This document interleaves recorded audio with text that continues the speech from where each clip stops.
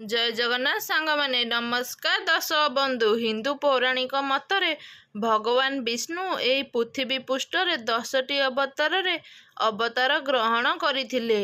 ସେଥିମଧ୍ୟରୁ ଭଗବାନଙ୍କ 7ମ ଅବତାର ହେଉଛି ଶ୍ରୀରାମ ଅବତାର, ଯାହାକି ସେ ତ୍ରେତୟା ଯୁଗରେ ଧାରଣ କରିଥିଲେ। ଶ୍ରୀରାମଙ୍କ ଜନ୍ମ ଓ ଭଗବାନ ବିଷ୍ଣୁଙ୍କର ଅବତାରକୁ ନେଇ ପୌରାଣିକ ଓ ଐତିହାସିକ ତଥ୍ୟ ରହିଛି। କିନ୍ତୁ କ'ଣ ଆପଣମାନେ ଜାଣିଛନ୍ତି ଭଗବାନ ବିଷ୍ଣୁ କାହିଁକି ନେଲେ ରାମ ଅବତାର?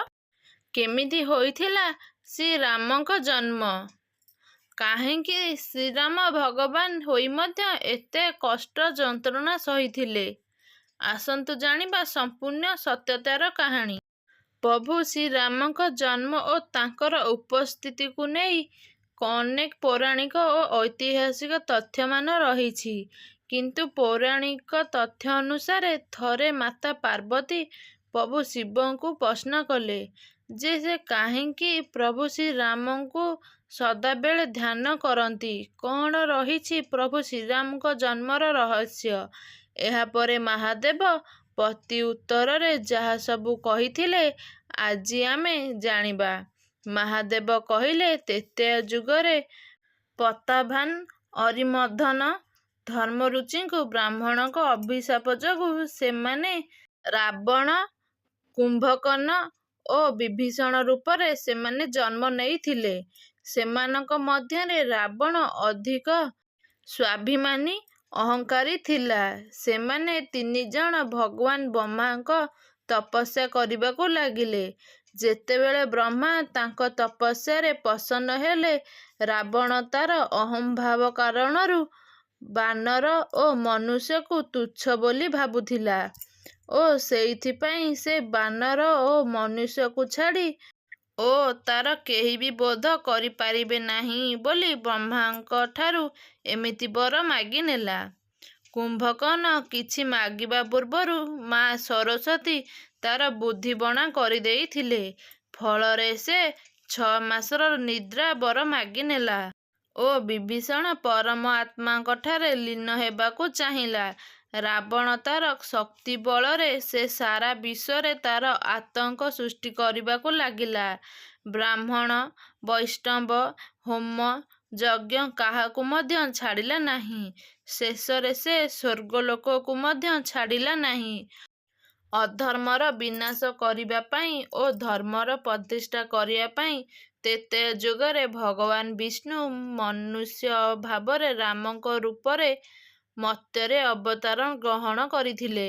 ଆସନ୍ତୁ ଜାଣିବା କେମିତି ହୋଇଥିଲା ଶ୍ରୀରାମଙ୍କ ଜନ୍ମ। ଅଯୋଧ୍ୟା ନଗରୀରେ ରାଜା ଦଶରଥ ଓ କୌଶଲ୍ୟାଙ୍କ ଏକ ଝିଅ କନ୍ୟା ଥିଲା, ଯାହାଙ୍କ ନାମ ହେଉଛି ଶାନ୍ତା। ଅଙ୍ଗ ଦେଶର ରାଜା ରୋମ ଶାନ୍ତାକୁ ପୋଷ୍ୟପୁତ୍ରୀ ଭାବରେ ଗ୍ରହଣ କରିଥିଲେ ଏବଂ ତାଙ୍କର ବିବାହ ଋଷି ଶୁଙ୍ଘଙ୍କ ସହିତ କରିଦେଇଥିଲେ। କିନ୍ତୁ ଶାନ୍ତାଙ୍କ ପରେ ରାଜା ଦଶରଥଙ୍କୁ କୌଣସି ପୁତ୍ର ସନ୍ତାନ ପ୍ରାପ୍ତି ହେଲା ନାହିଁ। ରାଜା ଦଶରଥ ପୁତ୍ର ପ୍ରାପ୍ତି ନିମନ୍ତେ ପୁତ୍ରକାମେଷ୍ଟି ଯଜ୍ଞ କରିବାକୁ ଚାହିଁଲେ। ସେ ସମସ୍ତ ଦିଗରୁ ସମସ୍ତ ମୁନି ଋଷିଙ୍କୁ ଡକରା ପଠାଇଲେ ଏବଂ ତାଙ୍କର କୁଳଗୁରୁ ବଶିଷ୍ଠଙ୍କ ଉପସ୍ଥିତିରେ ଯଜ୍ଞ ସମ୍ପୂର୍ଣ୍ଣ ହେଲା।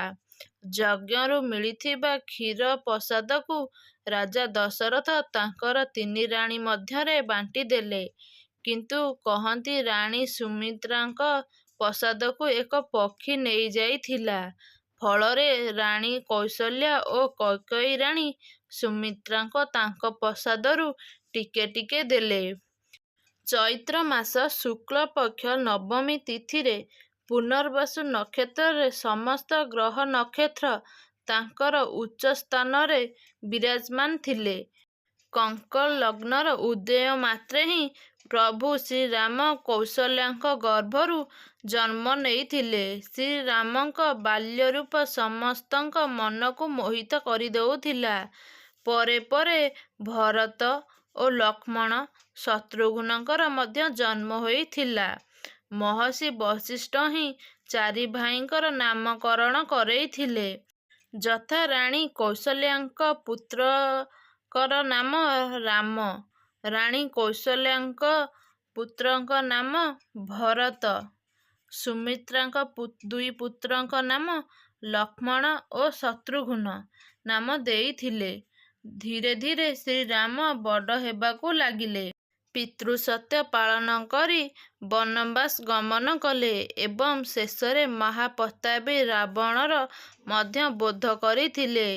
ପ୍ରଭୁ ଶ୍ରୀରାମଙ୍କର ସମସ୍ତ ଲୀଳା ସମ୍ପୂର୍ଣ୍ଣ କରିବା ପରେ ଶେଷରେ ଅଯୋଧ୍ୟାରେ ଅବସ୍ଥିତ ସୋରିୟ ନଦୀର ତାଙ୍କର ଦେହତ୍ୟାଗ କରିଥିଲେ। ପ୍ରଭୁ ଶ୍ରୀରାମ ପୁରୁଷୋତ୍ତମ ଥିଲେ। ସେଇଥିପାଇଁ ତାଙ୍କର ଜନ୍ମ ଦିବସକୁ ସମସ୍ତେ ରାମ ନବମୀ ଭାବେ ପାଳନ କରନ୍ତି। ଖାଲି ଯେ ଏହା ଭାରତରେ ନୁହେଁ, ସମଗ୍ର ବିଶ୍ୱରେ କୋଣ ଅନୁକୋଣରେ ମଧ୍ୟ ଶ୍ରୀରାମ ନବମୀ ପାଳନ କରାଯାଏ। ଓ ବନ୍ଧୁଗଣ, ଏ ଥିଲା ପ୍ରଭୁ ଶ୍ରୀରାମଙ୍କ ଜନ୍ମ କଥା।